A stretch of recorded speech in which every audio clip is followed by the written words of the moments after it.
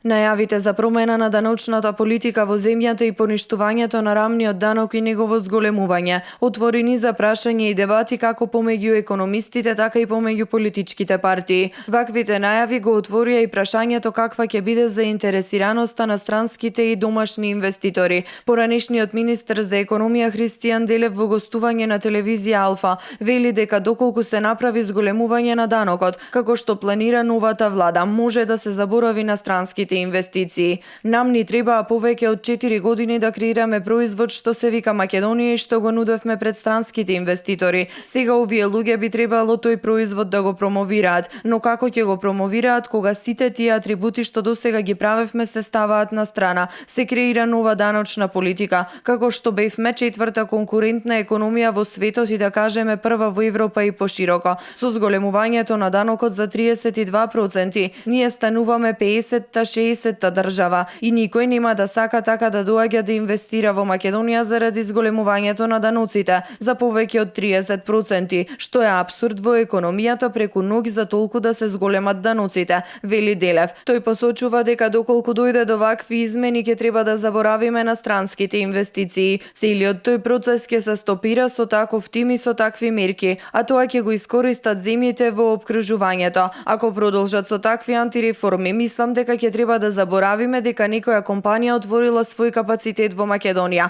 вели Делев. Од ВМРО ДПМН е велат дека зголемувањето на даноците ќе значи намалување на заинтересираноста на странските и домашни инвеститори да инвестираат во државата, а со тоа ќе се намали и можноста за отворање на нови работни места. Зголемувањето на даноците ќе значи сериозен удар врз приватниот сектор без разлика на домашните и странските компании. Од оваа антиреформа никој ништо не добива, а сите губат. Ќе се намали интересот на инвестирање во државата, ќе паднеме длабоко на дното на листата на Doing Business, домашните компании ќе бидат неконкурентни поради зголемените трошоци, па ќе бидат принудени да ги намалат инвестициите, а со тоа и бројот на ефективни работни места. Се тоа ќе резултира со енормно намален економски раст. Ќе се зголеми невработеноста и ќе има прекин на отварањето на нови работни места. А најважно, ќе царува даночната евазија и ќе се врати сивата економија како пред 2006 година.